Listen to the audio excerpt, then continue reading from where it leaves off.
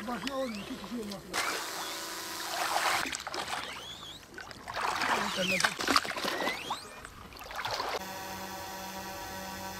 Kefal. 11 yaşına beri balıkçılık yaptım. Emeğimiz burada kazanıyor, ekmek kalmadı. Şimdi bu balığın kilosu adam 500 lira, 50 kuruş diyor. Yani eskiden çok güzel balıklar vardı. O balıklar suyun kirlenmesinden dolayı kaybolur, yok oldular. Yani devletin buna bir çare bulmasını istiyor. Vallahi yağmur yağmadı. Bu yıl, geçen sene iyiydi.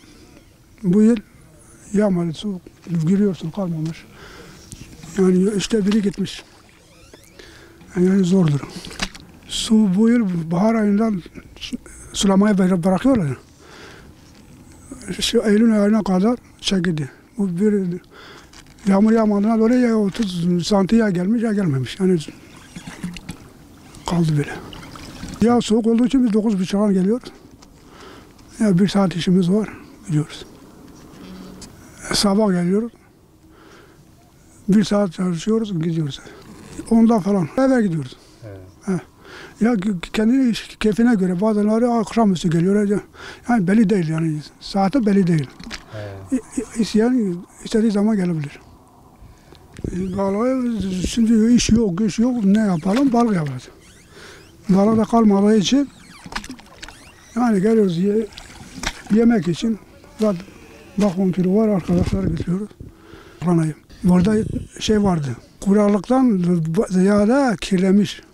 Kuraklık var yani çoktan 2000'den beri kuraklık var. 1-2 yıl yağmur yağıyor, birkaç yıl yağmıyor. Bak geçen sene iyiydi, bu yıl hiç yağmadı. Su çekildi, balık kalmamış. Yani suyla kirli olduğu için balık üremiyor. Yani devletin buna bir çare bulması lazım. Yani şimdi çok kirli, bu suyu analiz etse çok içinde civa var, zehir var, petrol var, her türlü şey var. Her türlü kimyasal var yani. Yani eskiden güzeldi, çok güzeldi. Millet geliyor diye hani devek işi, eski devek işi nerede? Yani kurumuş her yer.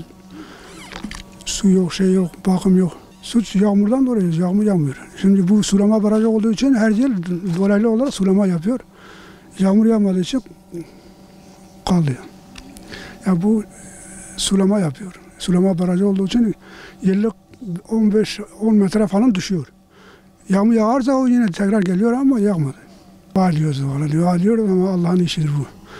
Allah'ın işidir. Allah biz herhalde yoldan çıkmışız, Allah da vermiyor. Ya biliyorum Kur'an'da geçiyor yani. Siz beni dinlemezseniz, şey yapmazsanız biraz rızıktan size kıtlık vereceğim. Biraz canlardan, biraz rızıklardan kıtlık vereceğim. Bu bizim suçumuzdur yani insanların kendi yaptıklarının, ellerinin yaptıklarının şeyi giriyor. Yani doğayla oynadık. Doğa bize intikamını alıyor. Oynadık ya her yere çöp doludur. Her yere dedim ya kimyasal var, petrol var, şey var. Doğanın dengesi bozuldu. Yani odur ya.